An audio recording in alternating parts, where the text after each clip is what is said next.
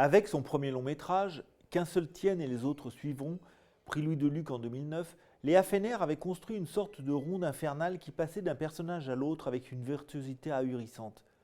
Dans le deuxième, Les Ogres, elle poursuit dans la veine du cinéma choral, mais prend cette fois pour cadre une troupe de théâtre itinérante qui fonctionne en vase clos.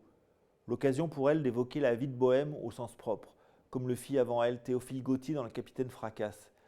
À ceci près que cette réalisatrice n'est pas du genre à s'en remettre uniquement à son scénario, et que chez elle tout est prétexte au bruit, à la fureur, aux larmes, mais aussi au rire et à la tendresse. Et tant pis si, parmi cette grande famille du spectacle vivant qu'elle filme pour l'avoir vraiment côtoyé naguère, la réalité fait parfois irruption au beau milieu du spectacle. Après tout, la vie est aussi un théâtre où nous sommes tous les acteurs. Quand on passe sa vie sur les routes et qu'on va de ville en ville, loin d'être coupé des réalités, on reste cramponné au réel et en prise avec le monde tel qu'il est.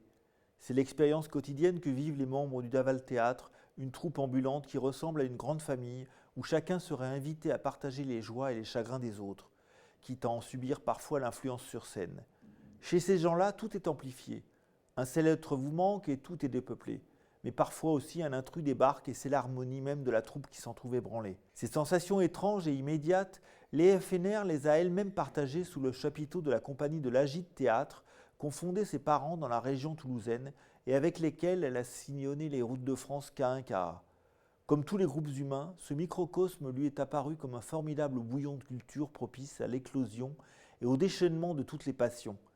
Tel est le propos qui a inspiré la jeunesse des Ogres. Pour beaucoup de scénaristes, le film choral apparaît comme un moyen confortable de faire cohabiter de multiples histoires au sein d'un même récit, mais aussi de passer d'un personnage à l'autre sans avoir besoin de justifier outre mesure l'arbitraire de ses coqs à l'âne. Dans le temps, on en tirait moins pompeusement des films à sketch fédérés par un titre passe-partout.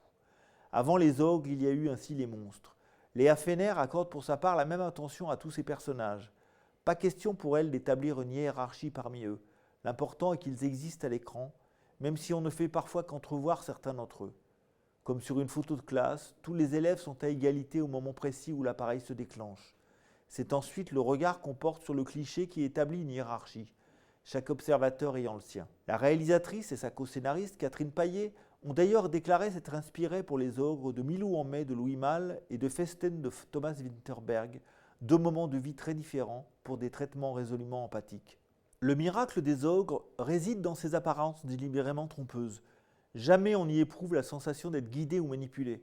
Au contraire, on éprouve cette impression rare que si l'on fixe son attention à tel ou tel endroit de l'écran, on y découvrira tout autre chose que son voisin. Tout l'art de la mise en scène de Léa Fener réside dans cette liberté surveillée qu'elle applique à ses protagonistes. Comme elle le souligne elle-même, le premier plan tisse une ligne dramatique, alors qu'au second, une histoire est en train de débuter et qu'au dernier, chacun vient mettre son grain de sel dans les deux autres. Résultat, on se trouve happé par ce groupe en mouvement perpétuel, comme par une tornade, d'autant plus agréablement que le film s'appuie aussi abondamment sur la musique de Philippe Catex pour créer cette impulsion. Difficile de ne pas penser à ce propos au cinéma de Kusturica, et notamment au temps des Gitans, voire à l'énergie qui se dégage de certains opus de Tony Catliff. Sans doute aussi parce que l'un et l'autre ont souvent filmé les gens du voyage et leur fureur de vivre. Reste que c'est en quelque sorte de bric et de broc que la réalisatrice a composé sa troupe. Elle en a pourtant construit le noyau dur autour de celle qu'animent ses parents depuis plus de 20 ans, au risque de se placer elle-même dans une situation périlleuse en tant que réalisatrice. Reste que la compagnie s'est serré les coudes au cours de la parade, filmée à cet effet dès le deuxième jour. À Léa Fener de s'attacher aux uns et aux autres et surtout de tisser des liens entre eux. C'est là où intervient son sens de la mise en scène et plus particulièrement l'attention qu'elle accorde au visage, ces paysages de l'âme sur lesquels se fixe son regard. Comme si elle cherchait en permanence à surprendre une émotion, à appréhender une moue ou à fixer un sourire. Les Ogres est en cela un film extrêmement sensuel qui sait se passer des mots quand c'est nécessaire, pour saisir un clin d'œil, s'arrêter à la commissure des lèvres ou surprendre un geste esquissé. Comme si la caméra était elle aussi un personnage à part entière. Cette impression passe parfois par des morceaux de bravoure dont certains de ses confrères se saouleraient jusqu'à l'ivresse. Léa Fener se contente de ne pas bouder son plaisir, or il est contagieux. Ce que la réalisatrice met en scène à travers ce groupe ambulant, c'est rien moins que la vie, l'amour et la mort qui rythment son éternelle fuite en avant, comme une représentation géographique de la destinée humaine. Certains arrivent, d'autres partent. Il y a aussi ceux qui ne font que passer parce qu'ils ne sont pas dans le mood. L'équilibre du collectif s'en trouve parfois affecté. Il en ressort aussi renforcé à d'autres moments, rarement affaibli. Car c'est chez ces gens-là, on élimine systématiquement les intrus pour protéger le reste du groupe. Et puis il y a l'autre aspect de ce tableau, celui que perçoit le public en assistant au spectacle tous les soirs, sans savoir ce qui s'est joué auparavant en coulisses. Lui, ce qu'il voit n'est que la conséquence de cette formidable tambouille humaine. Mais the show must go on, comme on dit. Bref, le spectacle doit continuer. Comme l'indique justement le titre du film, ces baladins du XXIe siècle sont des ogres qui se nourrissent du regard des autres et manifestent un appétit insatiable lorsqu'il s'agit de dévorer la vie à pleines dents.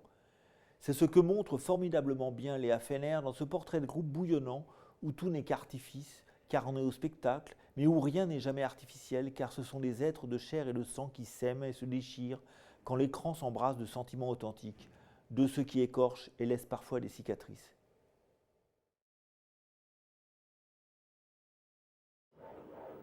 Vous êtes le papa? Non, je suis le compagnon. Le papa du bébé, je voulais dire. Ouais. 2 bras, 2 jambes et une bite. Ça va pas là, on vous entend sur scène. Vous faites du théâtre itinérant? C'est le genre de métier dans lequel on doit pas s'ennuyer. Jeune homme, c'est pas à New York que ça se passe, mais à Port la Nouvelle.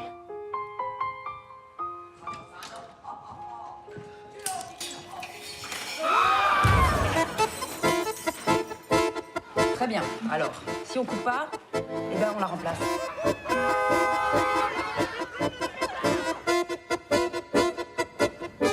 Alors tu vas leur baiser? Si cette femme est encore là demain, je ne joue pas. Tu comprends rien. Mais j'en ai marre. C'est une histoire de famille ou quoi ici? Mais oui, c'est une histoire de famille. Et alors? C'est quoi ce chantier? Dans 2 heures, je veux que tu sois nickel, hein? Je veux qu'on ait l'air normaux, bourgeois et propres. Personne ne vous coiffe dans cette famille, hein les enfants? Mais coiffez-vous un petit peu.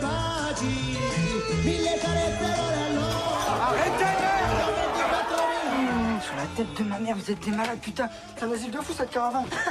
Parce que t'es devenu petit, faible, sans panache. C'est ça qu'on va devenir, c'est pour ça qu'on s'est battu.